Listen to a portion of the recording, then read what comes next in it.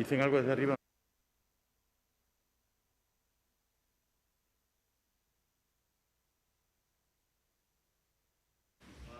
Se va a proceder primero a la firma y luego a intervenir.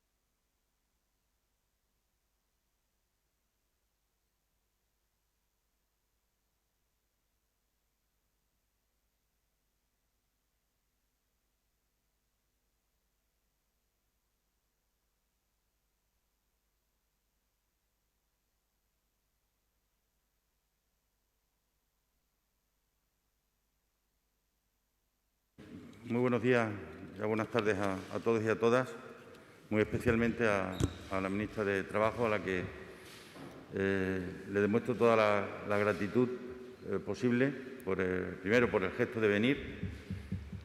Ya se lo he dicho como a todos los miembros del Gobierno de España, que vienen a una parte importante de sus casas, ¿no? Por tanto, que se sientan así desde el minuto uno de su llegada, ¿no? Pero además quiero también agradecerle el esfuerzo que su ministerio está haciendo para intentar trabajar y colaborar en lo que es nuestro gran objetivo por encima de cualquier otro, que es que la gente tenga un proyecto de vida y de familia, y eso necesita un empleo y un empleo digno, ¿no? Este yo creo que es el gran objetivo que nos planteamos, ministra, en una región en la que históricamente no nos ha sido fácil. Ha habido que reinventarse como región. Estamos en un proceso ahora de reindustrialización que creo que nos debe exigir a todos poner lo mejor de nosotros mismos. Vengo diciendo en los últimos años que una región que tardó 150 años en llegar a la revolución industrial, en esta revolución digital y verde del siglo XXI, está llegando de las primeras, y eso es una oportunidad que no es que no podamos desaprovechar, es que no vamos a desaprovechar, ¿no?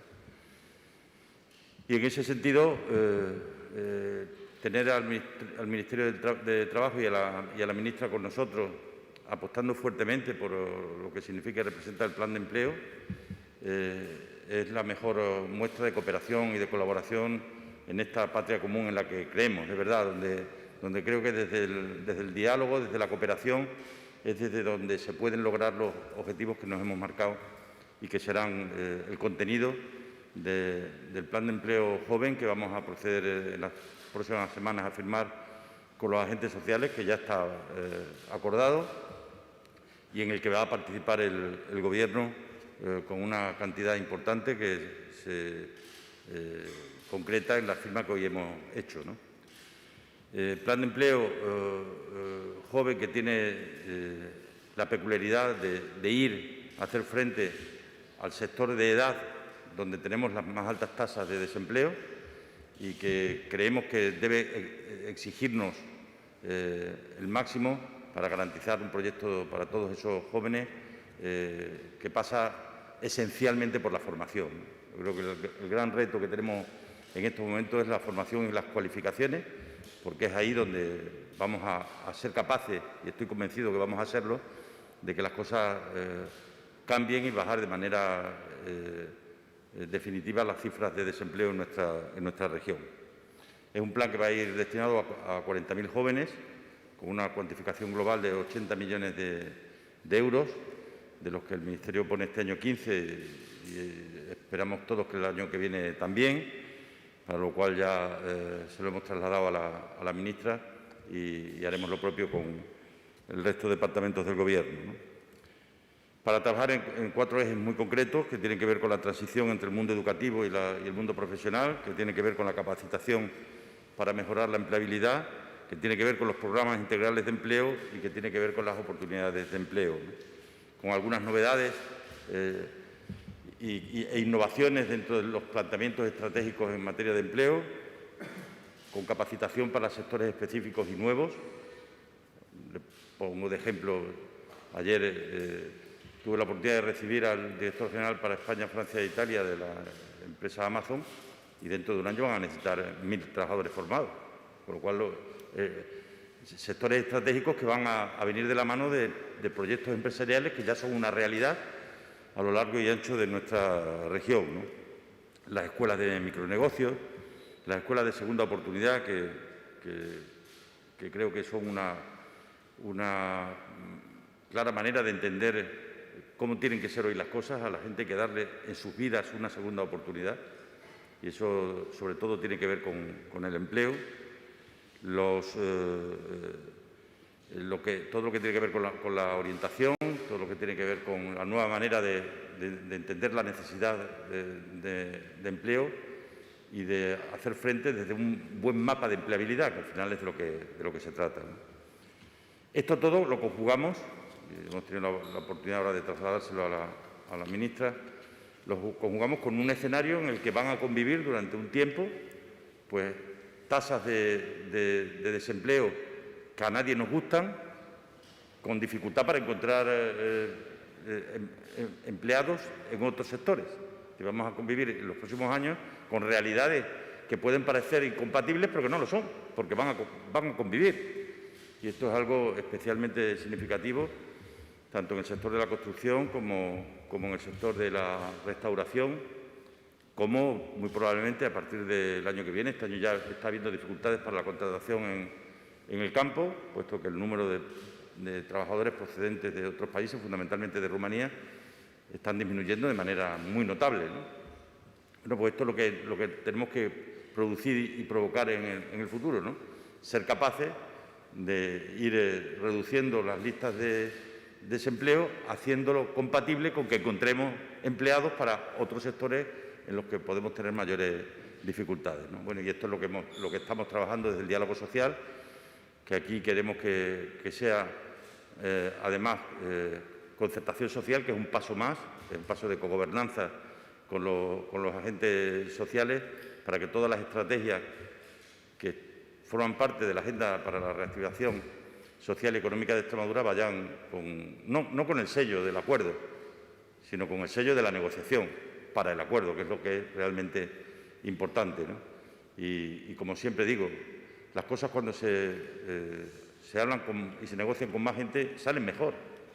Es decir, los proyectos que salen y son fruto del ceder, de buscar los puntos de conexión, de ver qué podemos hacer para acercar posturas de la Administración con la patronal y con los sindicatos, convierten todo lo que ponemos encima de la mesa en productos mucho mejor elaborados y, por tanto, mucho mejor para el conjunto de la sociedad, para el resto de la sociedad, ¿no?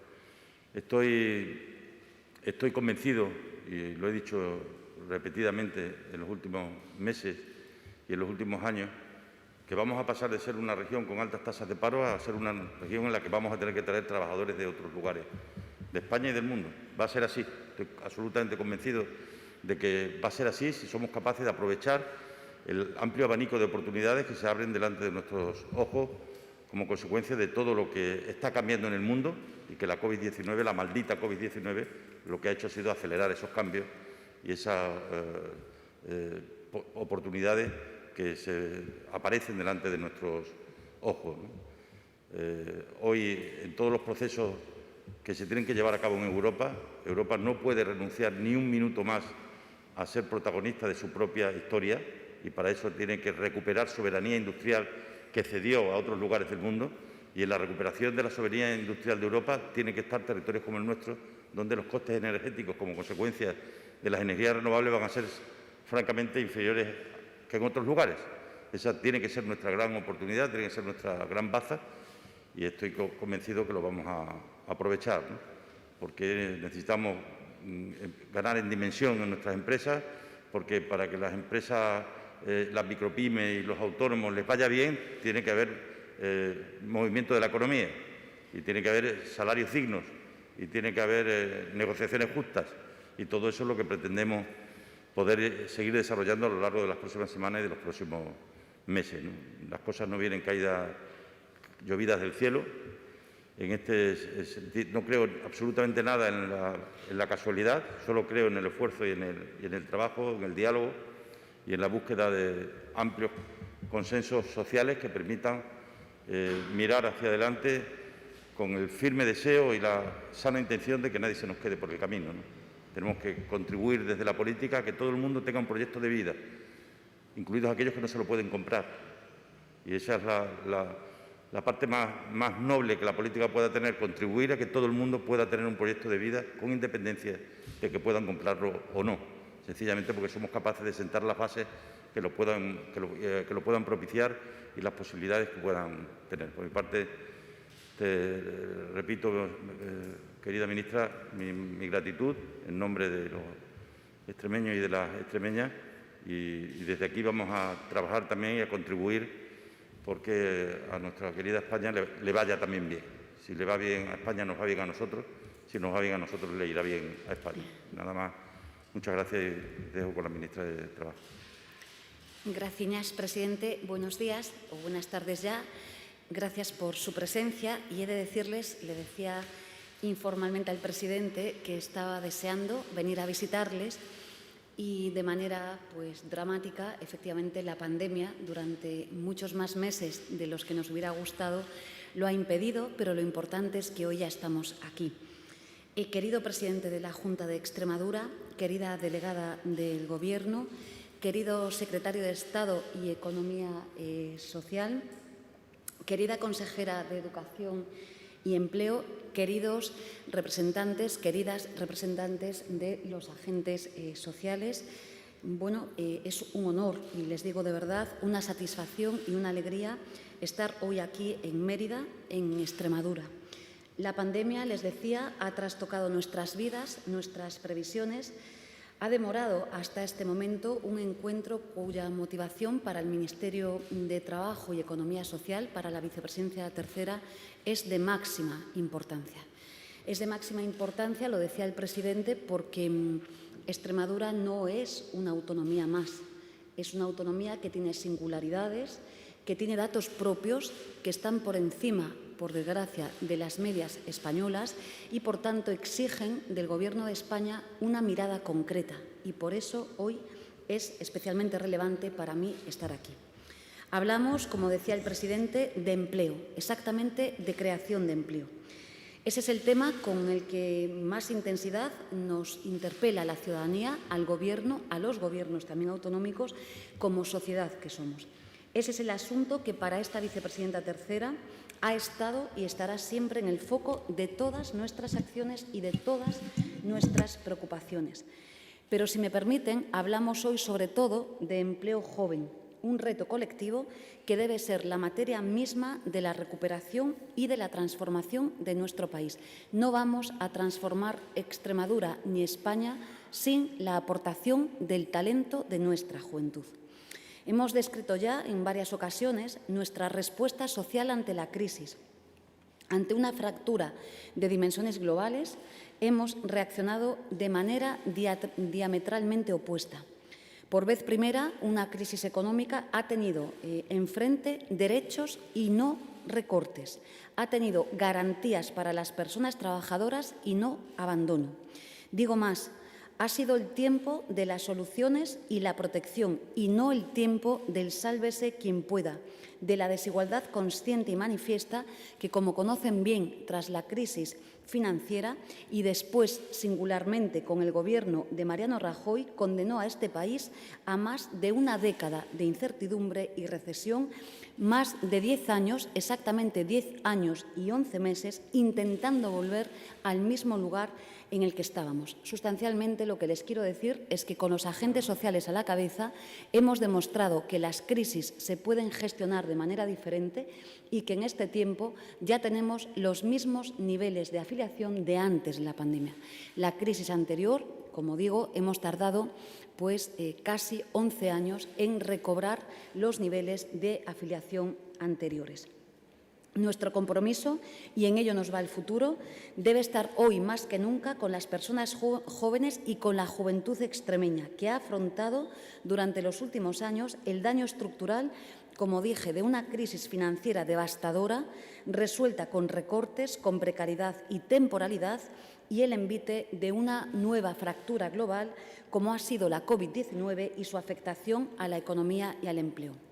La participación del Ministerio de Trabajo y Economía Social en el Plan de Empleo Joven de Extremadura, con la colaboración que hoy suscribimos públicamente, es algo más que una declaración de intenciones.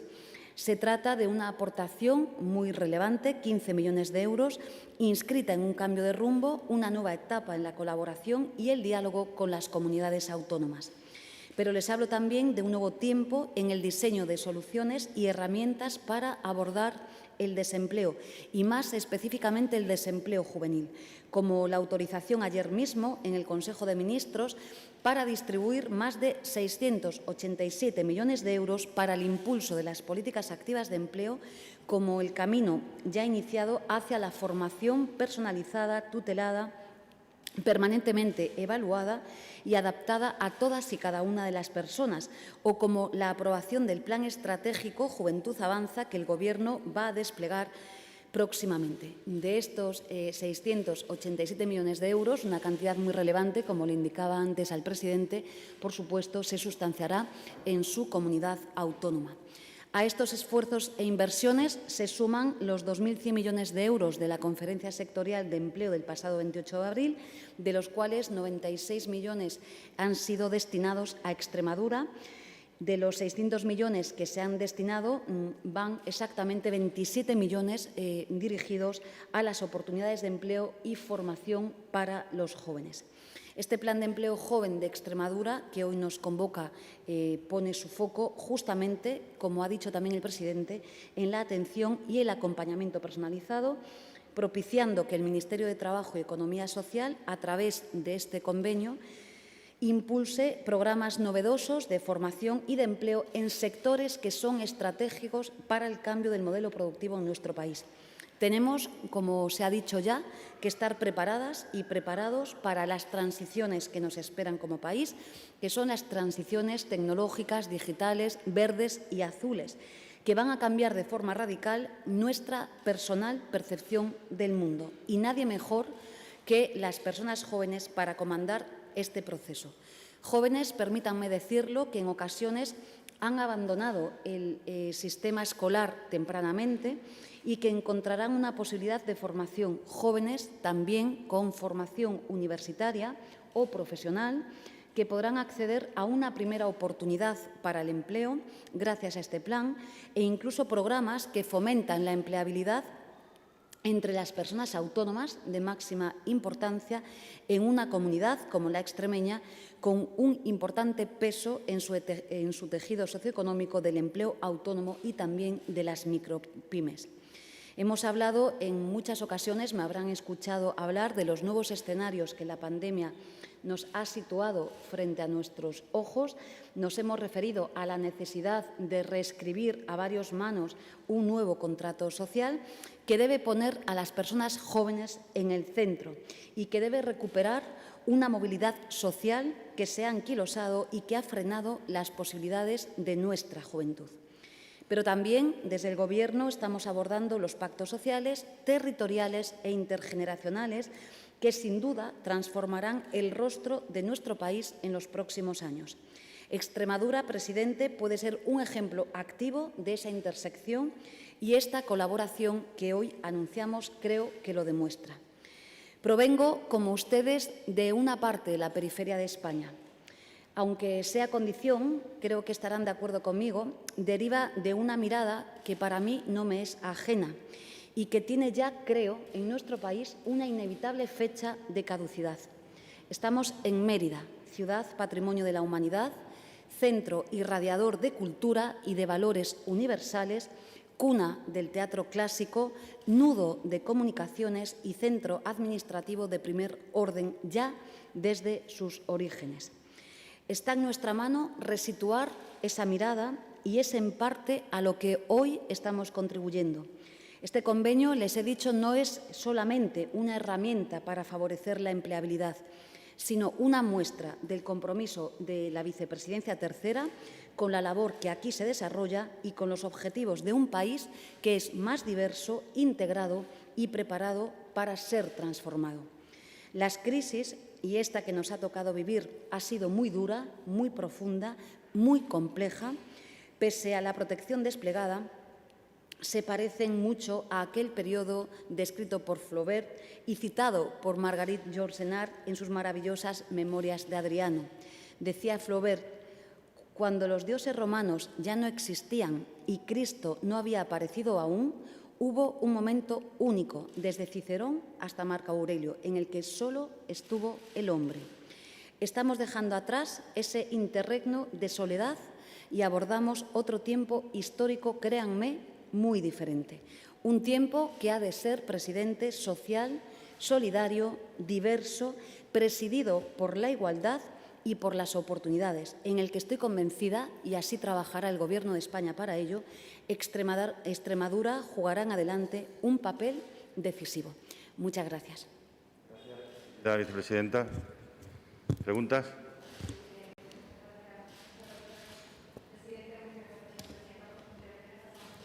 Por favor, si nos importa, aunque aquí nos conozcamos todos, decir vuestro nombre y el medio al que pertenecéis para que la vicepresidenta pueda identificaros.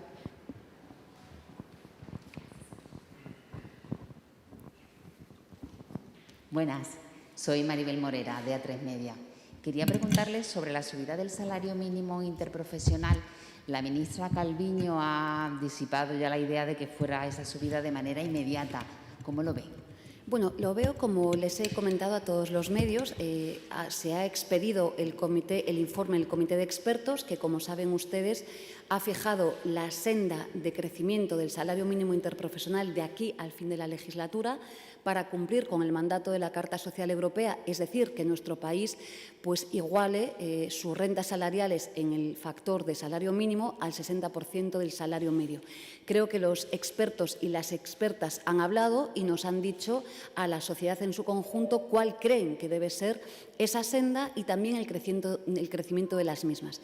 Creo que es conocida nuestra posición. Evidentemente, yo estoy del lado del Comité de Expertos y, como saben, he mantenido una fructífera reunión con el presidente del Gobierno en la que estamos, como les digo, dialogando.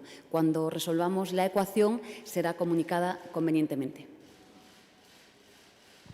Sí, buenas tardes. Yo soy Ana Galán, del medio extremeño regiondigital.com. He hablado de que Extremadura tiene unas singularidades específicas, junto con el desempleo juvenil, el desempleo femenino y el desempleo de mayores de 45 años. Me gustaría saber si desde el Ministerio se van a financiar también medidas específicas para estos dos sectores concretos también importantes en la región.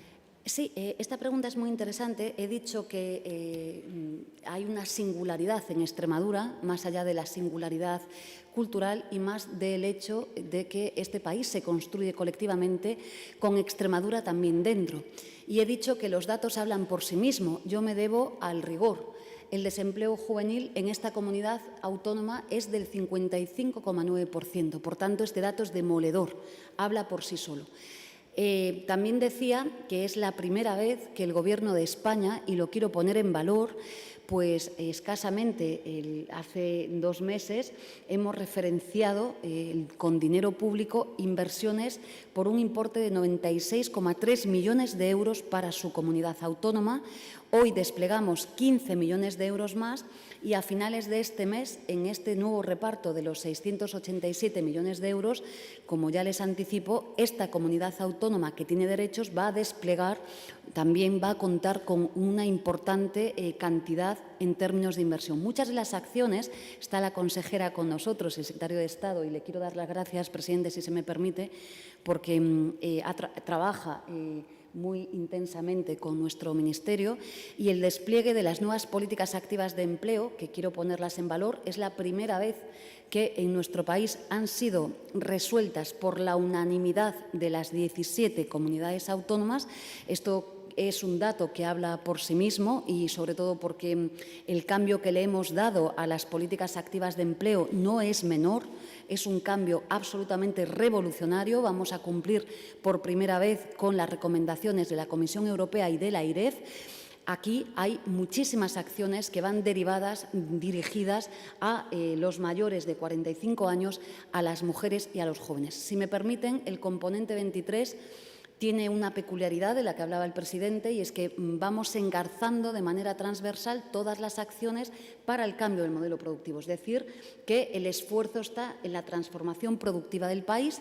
Lo que ha de hacer el Ministerio de Trabajo y Economía Social, en la colaboración activa de las consejerías de empleo, es tener todo el personal, todos los trabajadores y trabajadoras, sea cual sea su edad, preparados para dar ese enorme salto en la transformación productiva del país. Pero ya le anticipo que son cantidades muy relevantes, es una obligación del Gobierno de España, esto no cabe la menor duda. Siempre digo que, fíjese, yo no he ido todavía, si me permiten, institucionalmente a mi comunidad autónoma. Como habrán seguido, me he volcado en otras comunidades autónomas, incluso con costes políticos. Quería venir a Extremadura, he ido a muchas otras, sencillamente porque los datos creo que indicaban que el Gobierno de España tenía que estar aquí. Quería estar en Extremadura porque los datos hablan por sí solos. Soy consciente también, como lo es el presidente, que abordamos problemas estructurales. Es decir, los datos de paro de Extremadura, digamos que son lineales a lo largo de prácticamente toda la democracia, y ahora tenemos una enorme oportunidad, que es justo con esta cantidad de fondos públicos. Desde luego, tenemos la obligación colectiva de dar el salto, de transformarlo y de dar oportunidades a las mujeres, a los jóvenes y, por supuesto, a esas personas que son mayores de 45 años. Termino aquí. Cuando a una persona se presenta un proceso de selección, digo siempre, si esa persona es mujer y tiene más de 45 años, por desgracia, siendo decirlo, tiene en este país pocas posibilidades de ser empleada. Y esto tiene que ser absolutamente corregido. Yo les pido a los empresarios, como siempre hago, un compromiso con el trabajo decente y de calidad. Llevo días, y además con absoluta colaboración por los representantes de las patronales. Necesitamos transformar nuestro país con las mujeres dentro, pero sin lugar a dudas con el talento joven dentro. Ustedes son muy parecidos a Galicia. Nosotros, nuestra juventud casi no tiene más oportunidad que emigrar. Ustedes también. Yo quiero un país en el que en Extremadura, en Galicia, en Andalucía, mi hija o sus hijos no tengan que emigrar como hicieron nuestros abuelos para poder tener una vida propia. Hola, buenos días, ministra. Marina Alfonso, de Canal Extremadura. Precisamente del salario mínimo interprofesional están muy pendientes también de esa subida o no el sector del campo, que es fundamental aquí en Extremadura. Muchas de las organizaciones agrarias han dicho que sería inviable esa subida, mientras están pendientes además de poder firmar un nuevo convenio, que llevan ya varios años sin tenerlo. Le agradezco esta pregunta, sobre todo porque voy a hablar desde el rigor. El convenio colectivo para un sector productivo que es estratégico en una comunidad autónoma como es Extremadura lleva, desde el año 2018 absolutamente paralizado.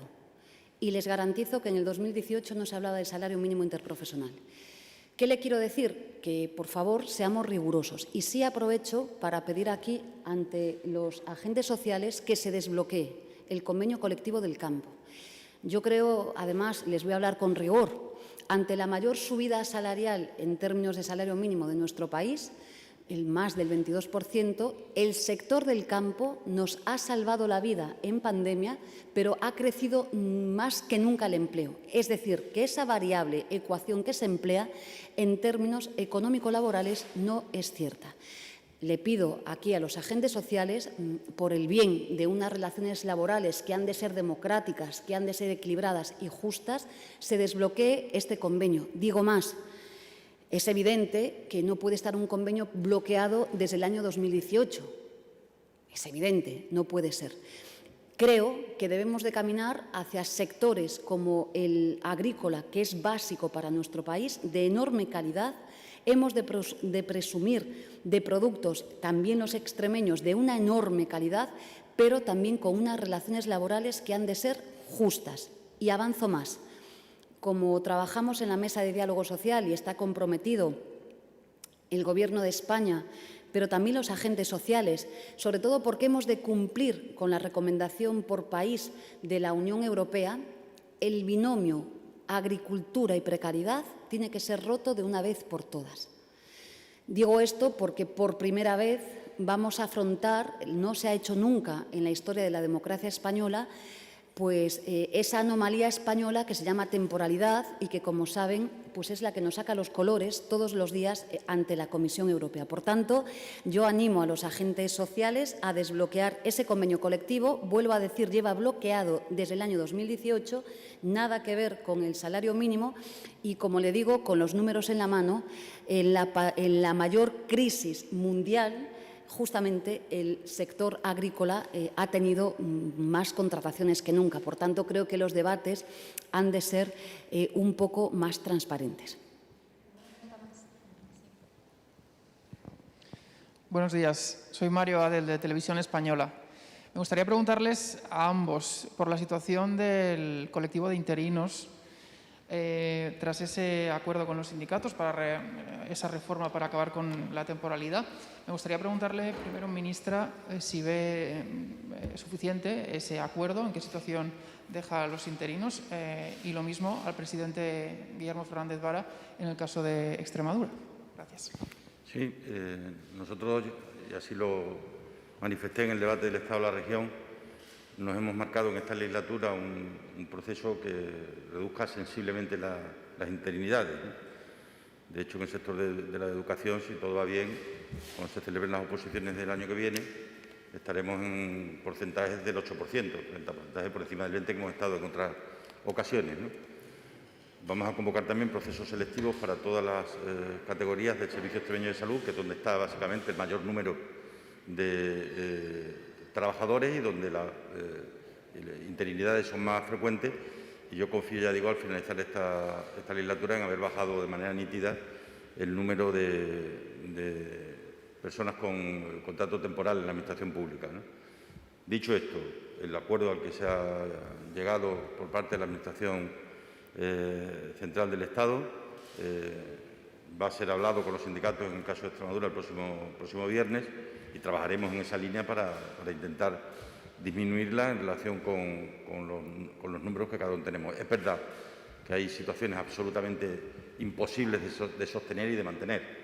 Contratos de 15, de 16, de 20 años que todavía siguen existiendo en algunas partes de la Administración son una anomalía con la que hay que terminar, obviamente, ¿no? Yo creo que la cuestión que se ha planteado se ha hecho en términos bastante equilibrados para intentar que ese equilibrio sirva para acabar con esas situaciones sin que rompamos la libre posibilidad de que los que llegan a finalizar su formación, al finalizar sus estudios, puedan tener también acceso a la función pública, ¿no? Ese equilibrio necesario es lo que yo creo que hay que mantener en estos momentos, pero en cualquier caso coincido con el ministro de Función Pública que es absolutamente inasumible el mantenimiento de tasas de empleo temporal en la Administración Pública como las que hay en estos momentos, ¿no? Bueno, yo en primer lugar lo que quiero transmitir aquí públicamente es mi primera comparecencia después del Consejo de Ministros de ayer, aunque obviamente lo he hecho en privado, la enhorabuena a Miquel Iceta. Creo que el acuerdo que ha alcanzado es extraordinario. Piensen ustedes que está suscrito con todos los sindicatos en un tema que conocemos bien en mi departamento. Hemos colaborado con el propio ministro en lo que hemos podido y hemos sido necesarios. Y créanme que era harto complejo dar una salida a la situación de la interinidad en la Administración pública, en la que, como se ha dicho, la Administración General del Estado tiene tan solo un 8%, pero que los niveles autonómicos superan el 30% y, por tanto, estábamos como ante una enorme también anomalía. Saben ustedes que el ministro Iceta, en su componente, el compromiso con la Comisión Europea era justamente, digamos, que homologar esta situación a los parámetros europeos.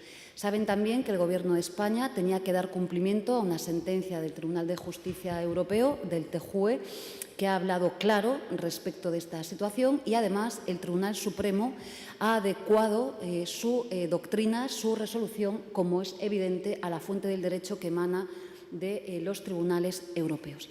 No ha sido fácil y lo hemos conseguido. Ahora mismo estamos cumpliendo con los parámetros del Tribunal de Justicia Europeo, con las resoluciones de nuestros tribunales y, desde luego, de verdad lo quiero hacer públicamente, creo que a veces no se es consciente de las enormes dificultades que tuvo este acuerdo. Nunca en la historia de la democracia española se ha abordado esta temática y, desde luego, lo quiero hacer extensivo, por supuesto, al Gobierno de España, pero singularmente al ministro Iceta, que desde que ha llegado, lo sé muy bien, se ha volcado en alcanzar este acuerdo. No es menor, hay un antes y un después, desde de lo que señalaba el presidente, desde la convicción que efectivamente tenemos que dar oportunidades de empleo, claro que sí, ¿no? A todas las personas que tienen formaciones que son además de máxima relevancia para la función pública autonómica y española. Pero yo sí que quiero decir que es muy importante, vamos a cumplir por fin las normas y también decirles, ¿no? Porque más allá a veces de la discusión que hay, que conozco muy bien, nosotros nos debemos al mandato constitucional. Quiero decir que el artículo 103 y el 106 del texto constitucional nos obliga y a la Administración pública, como saben todos ustedes y todas ustedes, hay que acceder con unos parámetros de convocatoria pública a los que nos debemos. Por tanto, creo que el acuerdo de ayer me lo van a permitir. Se lo he dicho personalmente a él, lo he dicho en el Consejo de Ministros, es histórico y hemos de darle colectivamente el relieve que tiene. No ha sido nada fácil. Todos los sindicatos están en ese acuerdo.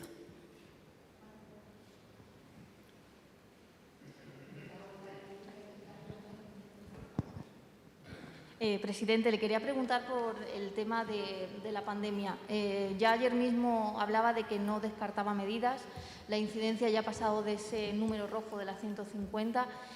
No sé si Extremadura se está planteando nuevas medidas, nuevos protocolos. No sé si se van a unir a otras comunidades que ya han pedido ese toque de queda o incluso si hay previsto cambiar el protocolo de vacunación para adelantar la vacuna a los jóvenes, como están haciendo también otras comunidades.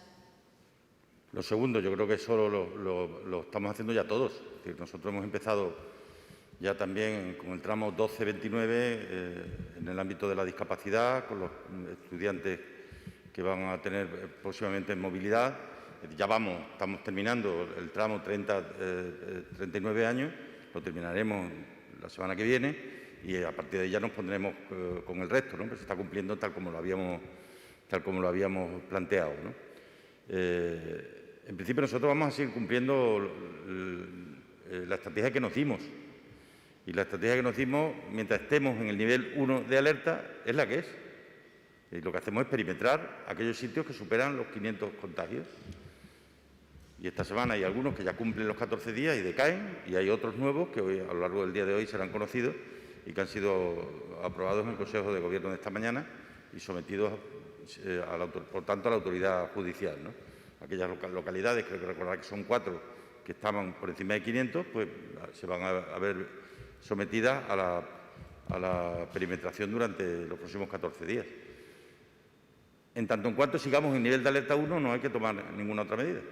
Y el nivel de alerta 1, les recuerdo que no solo se fija por los contagios, también por las hospitalizaciones, también por las UCI, también por el número de positivos, etcétera, etcétera. Lo que sí creo es que tenemos que ratificar que lo que no esté, el hecho de que las cosas estén permitidas no quiere decir que no se guarden las precauciones debidas, ¿no?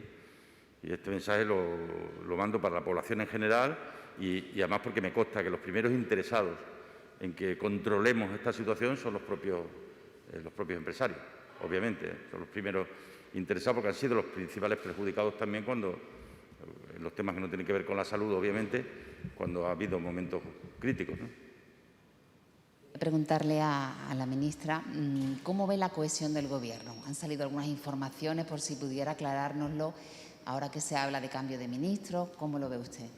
Bueno, quiero darles cierta tranquilidad porque creo que se observa que la coalición no solamente funciona bien, sino que está dando lo mejor de sí misma. Ayer, fíjese, llevábamos 3 reales decretos y una ley de máxima importancia. He hablado ya de los interinos, ¿no?, de la función pública, pero ayer aprobábamos la ley del sí es sí, una ley histórica que el movimiento feminista venía demandando desde las enormes manifestaciones del año 2018 tras el luctuoso, denominado como la manada, ¿no?, lo que hemos vivido, y también el Real Decreto de Pensiones. Pero en las informaciones de las que habla usted, he de decirle, si me permite, no es mi estilo, no me siento representada. Tengo una magnífica relación en todo el seno del Gobierno, singularmente con el presidente de España, y créame que todas nuestras conversaciones, aparte de amables, son siempre haciendo síntesis. Por tanto, desmiento la información a la que creo que usted se refiere al día de hoy. Pero insisto, ni es mi estilo, ni es el estilo del presidente del Gobierno, ni es como nos caracteriza avanzar en la toma de decisiones. Muchas gracias a todos.